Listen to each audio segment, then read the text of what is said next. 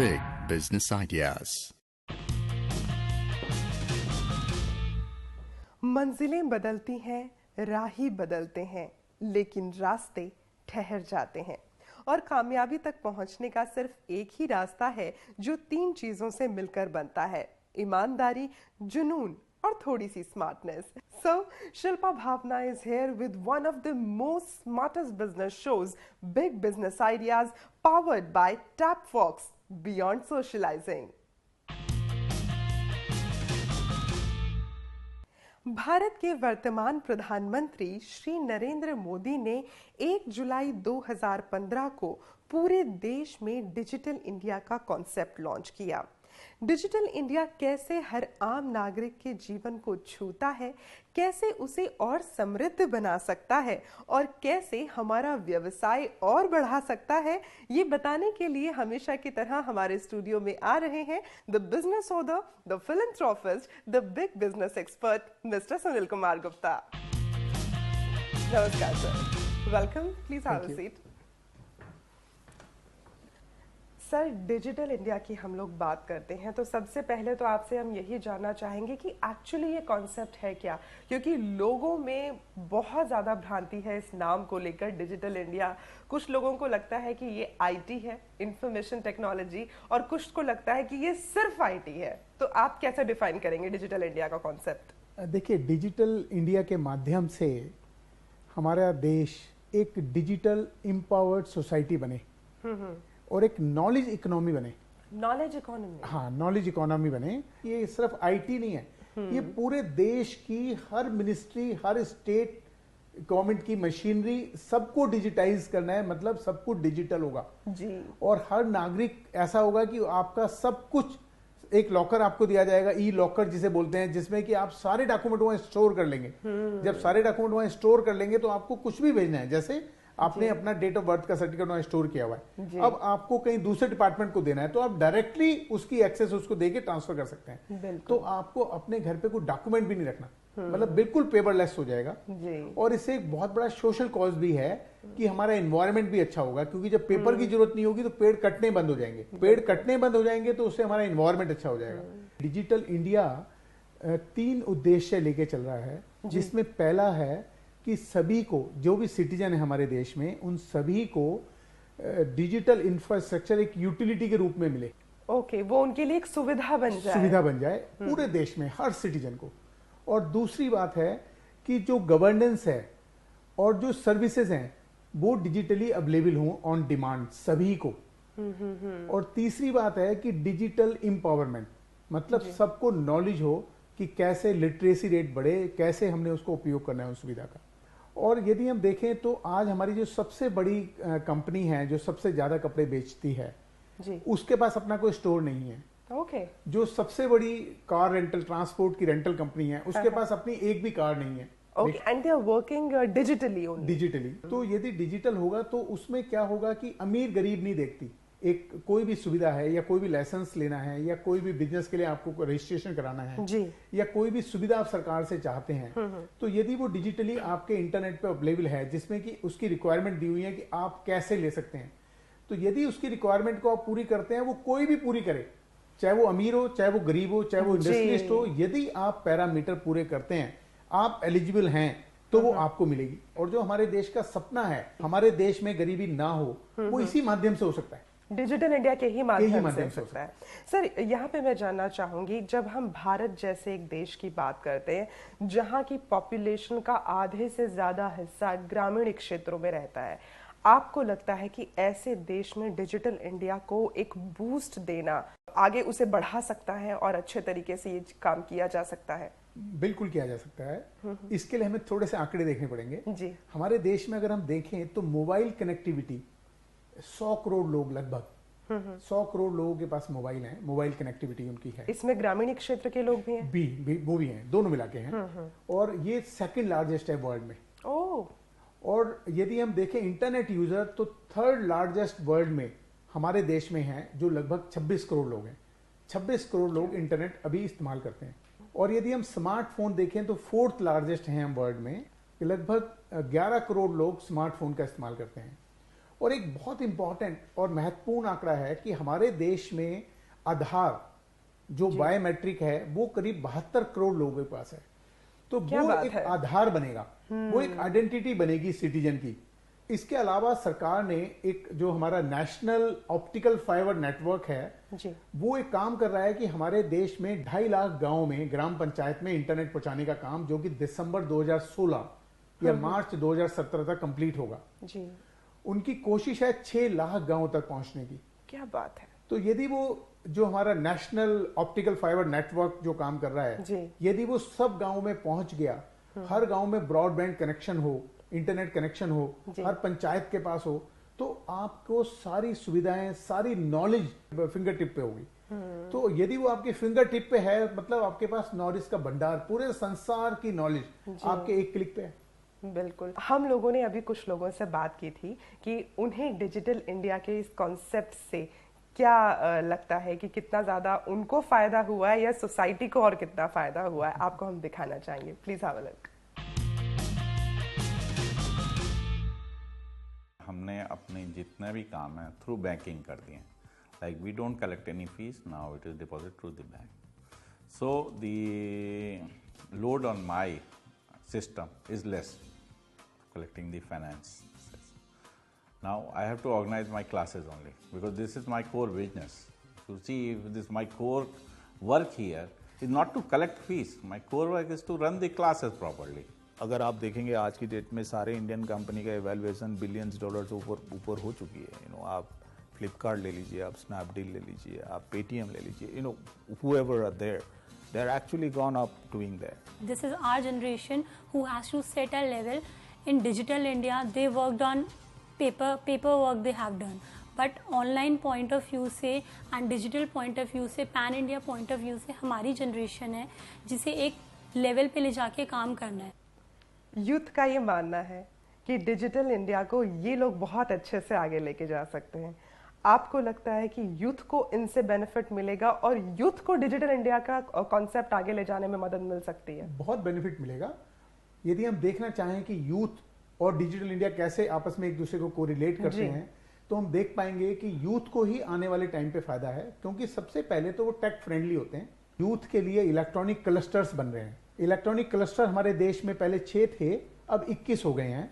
और यदि उन सब इलेक्ट्रॉनिक क्लस्टर्स में देखें जो पूरे देश में है, पूरे देश में फैले हुए हैं, तो उसमें लगभग 3 करोड़ लोगों को, 3 करोड़ युवा को जॉब मिलेगा उन सब क्लस्टर्स में। और वो सारे क्लस्टर जो लग रहे हैं, वो जो बीपीओ बन रहे हैं इलेक्ट्रॉनिक क्लस्टर्स में, वो सब ग्रामीण क्षेत्रों में है। ओह, क्या बात है। सारे के सारे ग्रामीण क्षेत्रों में, अभी भी जितने भी हैं वो सब ग्रामीण क्षेत्रों में हैं। आप जो ये इलेक्ट्रॉनिक क्लस्टर की बात करें, तो मैं चाहूंगी कि हमारे दर्शकों के लिए आप इस टर्म को और ज्यादा क्लैरिफाई करें। हाँ, इलेक्ट्रॉनिक क्लस्टर का मतलब होता है सरकार ने ऐसी एक जगह बना दी है जहां पे कि इंटरनेट की ब्रॉडबैंड कनेक्टिविटी बहुत अच्छी है, जहां पर कि जितनी भी बेसिक एमिनिटीज हैं सब हैं। तो वहां पर बीपीओ मतलब कि बिजनेस प्रोसेस आउटसोर्स के लिए सेंटर्स खुलते हैं, जो कि विदेशों से और देश से जो भी प्रोसेस हैं उसको आउटसोर्स कर देते हैं बिजनेस के लोग। ओके। और वो प्रोसेस गांव में, वो हो सकता है कि अमेरिका की कंपनी अपने प्रोसेस का आउटसोर्स हिंदुस्तान में कर दे, तो हिंदुस्तान के एक विलेज में हो रहा हो वो काम। दैट मीन्स हमारे जो युवा हैं देश के, इनको बहुत ज्यादा फायदा होने वाला है डिजिटल इंडिया से। बिल्कुल ठीक बात है। और सरकार की स्कीम है कि युवा को आगे बढ़ाने के लिए वो चाहती है कि जितने भी ग्रामीण क्षेत्र हैं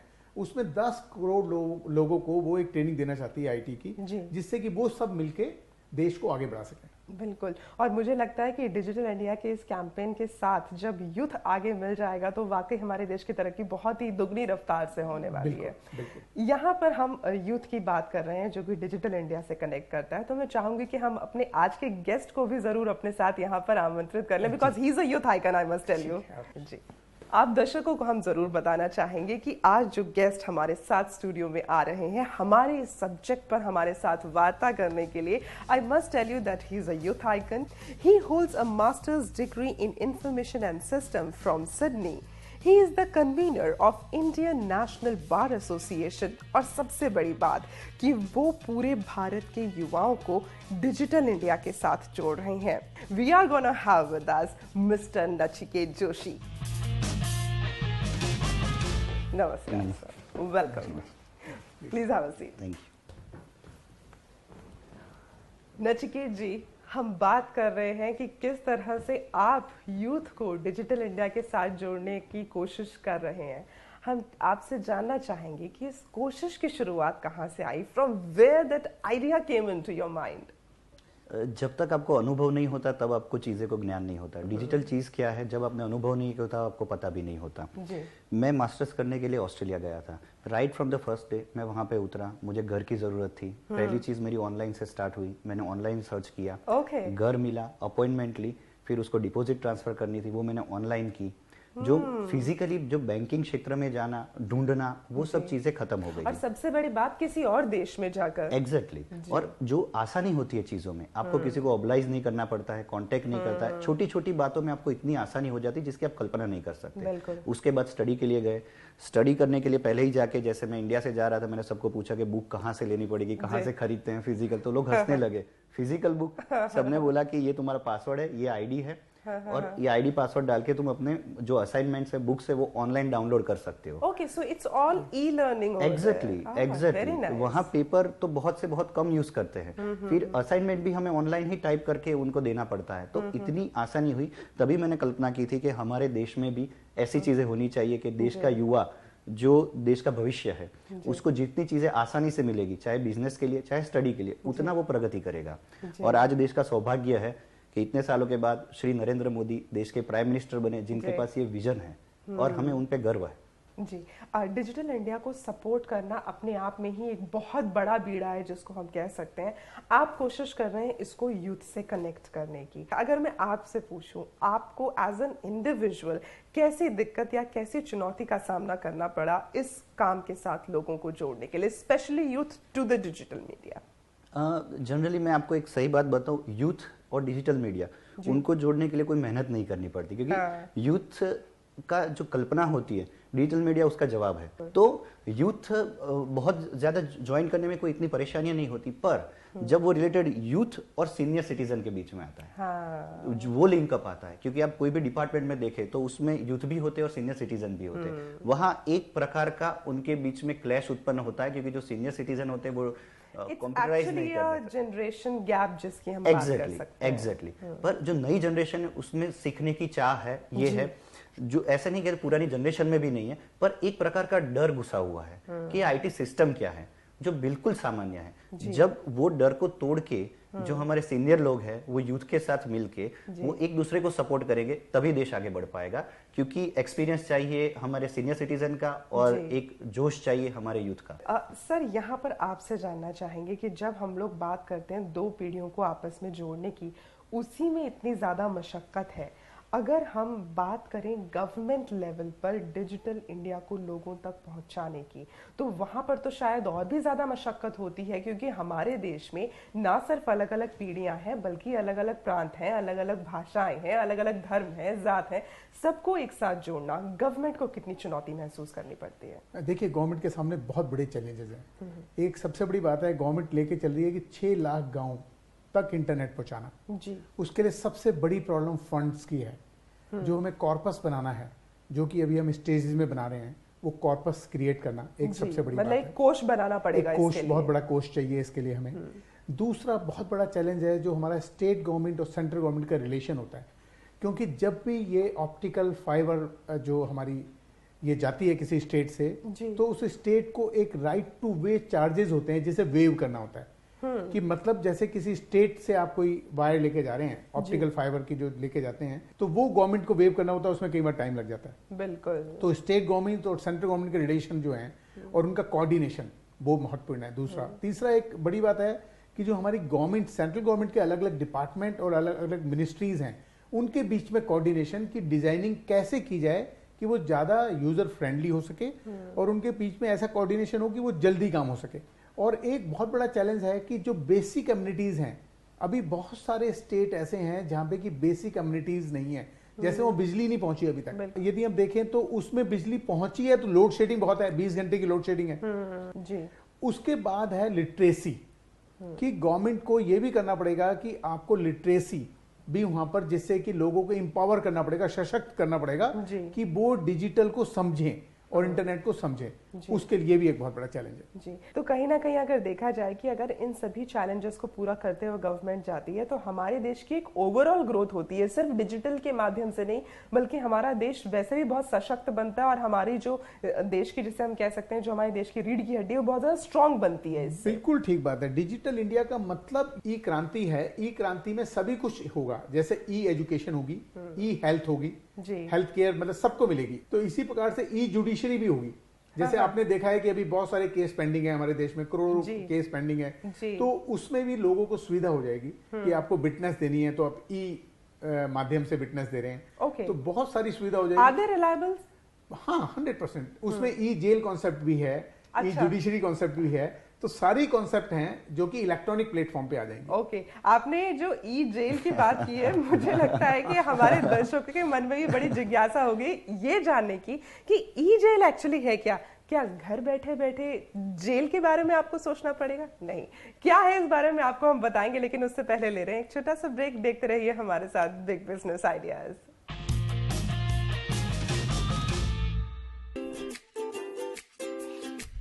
I need to change my phone. I want a full closet of everything should be branded with this. My footwears, my shades, my watches, my hair accessories, shopping and food. Lots of bags. मेरे को महंगे जूते,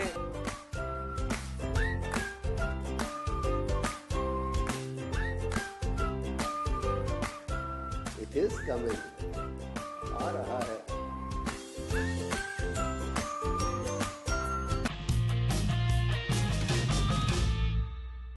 break के बाद एक बार फिर से स्वागत है आपका। आप देख रहे हैं big business ideas. Sir, break पे जाने से पहले हम बात कर रहे थे कि ई जेल ये एक्चुअली किस तरह से संभव होगा और ये है क्या? ई जेल का ये मतलब नहीं कि आप घर पे बैठेंगे या इलेक्ट्रॉनिक जेल होगी। इलेक्ट्रॉनिक जेल का मतलब है, डिजिटल जेल का मतलब है कि आपको पूरा डाटा, कितने कैदी, कितनी सजा। अभी आप देखेंगे कई बार ऐसा होता है कि एक कैदी जो विचाराधीन है वो जेल में पड़ा हुआ है, उसको जो उसने काम किया है उसकी सजा जो उसे मिलनी है उससे ज्यादा टाइम तो वो जेल पे ही है। तो डिजिटाइज होगा, आपको पता होगा कब कौन आया, कहाँ रह रहा है, उसका कौन से सेल में है, क्लैरिटी रहेगी, सब कुछ ट्रांसपेरेंट रहेगा। और इसमें सबसे बड़ा डिजिटल इंडिया का जो माध्यम है, सबसे बड़ा देश को जो बेनिफिट होगा वो करप्शन खत्म होगी। जी, क्योंकि करप्शन की अगर हम देखें तो जड़ वहीं से शुरू होती है जब चीजें ट्रांसपेरेंट नहीं होती हैं। तो ये जो कॉन्सेप्ट है डिजिटल इंडिया, ये सक्सेसफुल होनी बहुत जरूरी है, करप्शन खत्म करने के लिए, गरीबी खत्म करने के लिए, अनएम्प्लॉयमेंट खत्म करने के लिए और सबको लिटरेट करने के लिए। जी, नचिकेत जी, आपसे जानना चाहेंगे क्योंकि आपने हमारे साथ अभी डिस्कस किया था कि जब आप पढ़ रहे थे तभी से आपके दिमाग में ये बीज आया कि डिजिटल इंडिया का कॉन्सेप्ट के साथ हमें पूरे यूथ को जोड़ना है।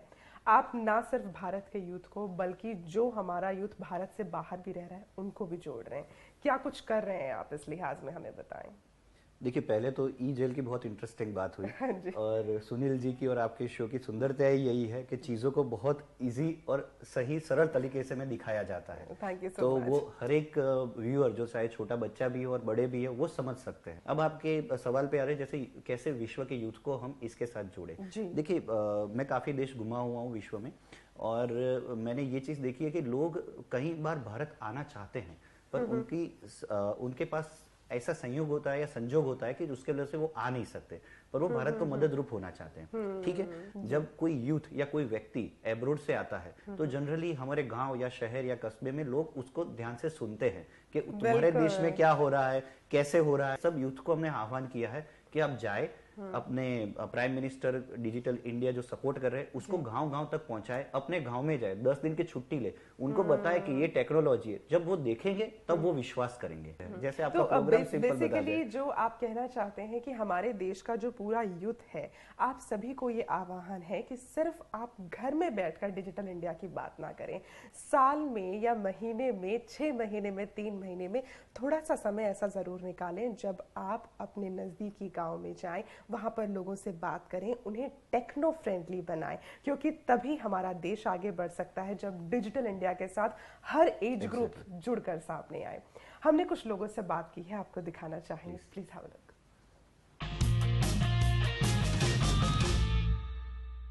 MSME का जो बजट है एडवर्टीजमेंट का वो इतना ज़्यादा नहीं होता क्योंकि वो बहुत छोटे लेवल पर काम करते हैं।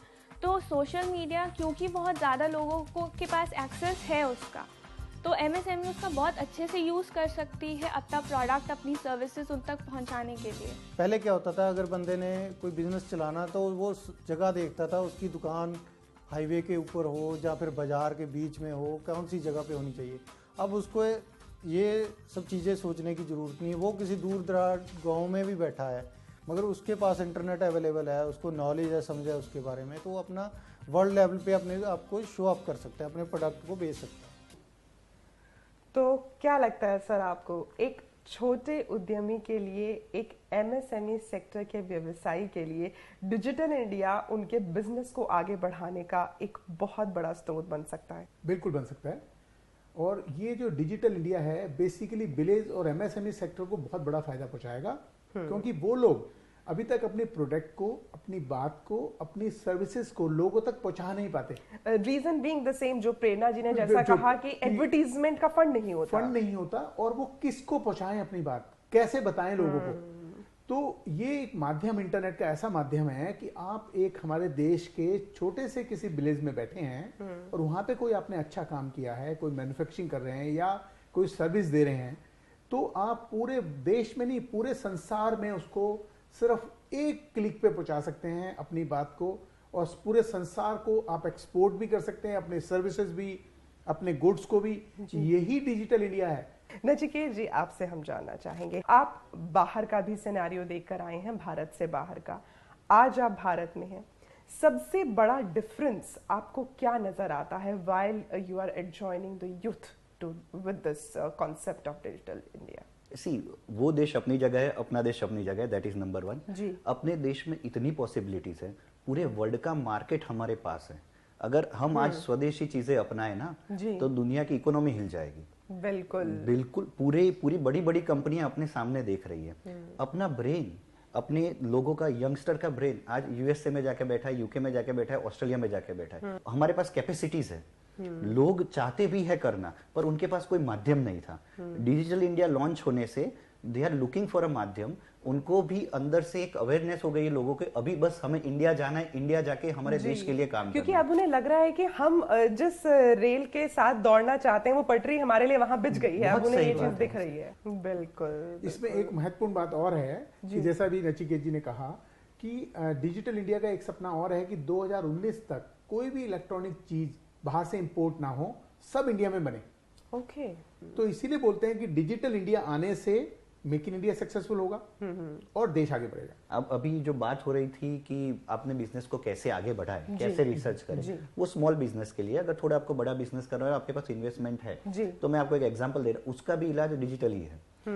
मैं एक को वेंचर कंपनी है उसके साथ जुड़ा हुआ हूँ, विच इज UK में भी है और इंडिया में भी। हम बिग डेटा पे काम करते हैं। बिग डेटा यानी हम कोई भी इंडस्ट्री है, जैसे आपका बुटीक है, तो वहां पे किसी रिक्वायरमेंट है, कौन सी फैशन चाहिए, क्या चाहिए, हमारे लोग ही सर्वे करके ऑनलाइन उनको एनालिसिस आप उन्हें देते हैं। Exactly, we gather data, analysis then, research then and will give them, तो उनका रिस्क फैक्टर बहुत कम हो जाता है। तो उसका जवाब भी डिजिटल ही है। On that note, we are going to take a break, but after the break, we are having the answers of those questions जो आपने हमें ईमेल से भेजे हैं। तो देखते रहिए हमारे साथ big business ideas.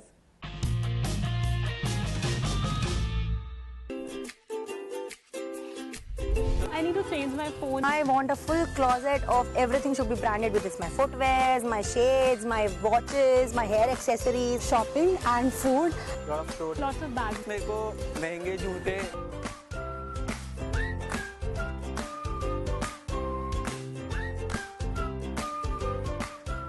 It is coming. आ रहा है।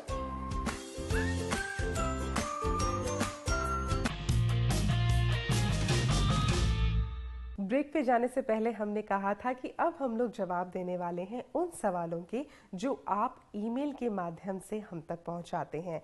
First of all I would like to thank you all कि आपने हमारे बिग बिजनेस आइडियाज़ को इतना प्यार दिया है और आप लोगों के ढेरों ईमेल हम तक पहुंच रहे हैं, लेकिन क्योंकि उन सभी ईमेल्स को, उन सभी सवालों को प्रोग्राम में शामिल करना थोड़ा सा मुनासिब नहीं है, इसीलिए हम लोगों ने कुछ सवाल चुने हैं। तो सर, सबसे पहला सवाल आपके सामने है। दिल्ली दिल्ली से मनोज जी हैं।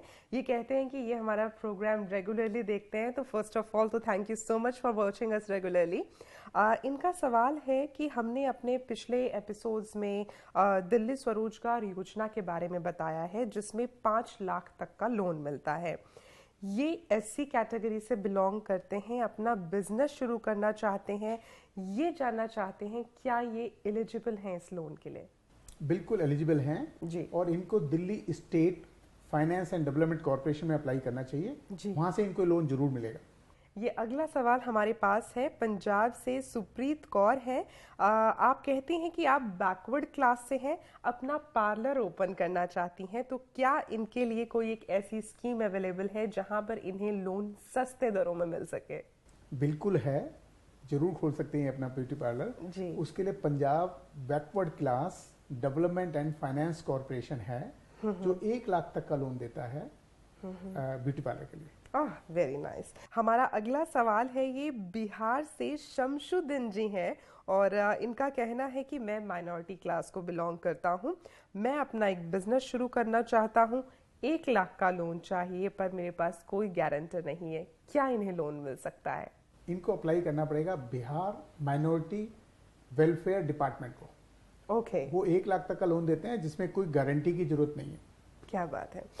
नचिकेत जी, आपसे भी हम जानना चाहेंगे कि हम अगर उन भारतीयों की बात करें जो हमारे देश से बाहर रह रहे हैं लेकिन हमारी देश की ग्रोथ में वो कंट्रीब्यूट करना चाहते हैं, तो देश से बाहर रहकर वो कैसे देश की आत्मा को और समृद्ध करने के बारे में सोच सकते हैं या क्या कदम उठा सकते हैं उसकी तरफ? देखिए, इसमें बहुत ही आसान चीज़ है जी। इंफॉर्मेशन टेक्नोलॉजी की वजह से आज व्यक्ति कोई एक कंट्री का सिटीजन नहीं रहा, वो ग्लोबल सिटीजन हो गया है। जो इंडिया से बाहर रह रहे हैं, इंडियन ओरिजिन के लोग हैं, आज मैं हर 6 व्यक्ति में 1 व्यक्ति भारतीय है या भारतीय मूल का है, ठीक है। तो भारत की पकड़, भारत के दिमाग की पकड़ पूरे वर्ल्ड में है। अगर ये भारतीय एक साथ आ जाए तो भारत को महासत्ता बनने से कोई नहीं रोक सकता। उनके लिए उनको एक ही चीज़ करनी है, जितने भी व्यक्ति अपने यहाँ रहे, एक स्वदेशी चीज़ जो भारत में बनती है, भारत के रूरल एरिया में बनती है, चाहे कोई भी कपड़ा हो, चाहे कोई भी मशीन हो, चाहे कोई भी उनकी जीवन जरूरियात की चीज़ हो, चाहे ये कब भी हो, वो सिर्फ ऑनलाइन ऑर्डर करे अपने देश में बैठे बैठे। हर एक व्यक्ति साल में 1 करेगा तो भी अपने देश की इकोनॉमी अगले साल देखिए कहाँ से कहाँ पहुँच जाती है। क्या बात है। और हमारी पूरी ये उम्मीद है कि ये आपने जो कहा ये बहुत जल्दी सच हो। सर, जाने से पहले जैसे कि हमारी रिवायत है, आपका बिजनेस मंत्र हम जरूर लेते हैं हमारे सभी उद्यमियों के लिए जो अपने व्यवसाय को आगे बढ़ाना चाहते हैं। आज के लिए आप क्या बिजनेस मंत्र देना चाहेंगे? मैं कहना चाहूँगा सभी दर्शकों को कि टेक्नोलॉजी के माध्यम से आप अपने सपने को हकीकत में बदल सकते हैं। बिल्कुल, क्या बात है। और ये वाकई सच है कि सपने हम सभी लोग देखते हैं, उसे हकीकत में परिवर्तित भी करना चाहते हैं, लेकिन कभी कभी हमें जरिया नहीं मिल पाता। आज ये जरिया हमारे पास है, हमारे सामने है टेक्नोलॉजी के माध्यम से, तो उसका पूरी तरह से फ़ायदा उठाइए और अपने देश को, अपने घर को, अपने समाज को सशक्त बनाइए। Thank you so much sir, आपने बहुत ही अच्छी इन्फॉर्मेशन हमारे दर्शकों के साथ बांटी। And thank you so much Nachiket ji. हमारे पास आपके लिए छोटा सा gift. We hope you remember big business ideas always. तो हमारी तरफ से ये छोटा सा गुडी बैग आपके लिए। Thank you so much.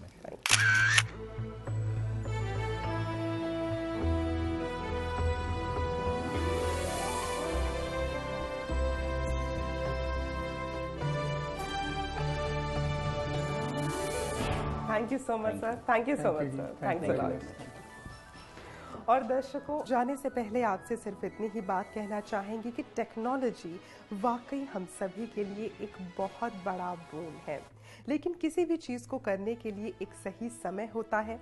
ये शायद वही एक सही समय है। तो टेक्नोलॉजी का सही इस्तेमाल कीजिए, अपने व्यवसाय को आगे बढ़ाइए और अपने देश को, भारत को सशक्त बनाइए। आज के लिए शिल्पा भावना आपसे इजाजत ले रही है। अगली बार फिर होगी आपसे मुलाकात with your very own programme big business ideas powered by Tap Fox beyond socialising. Thank you so much. Jai Hind. Big Business Ideas.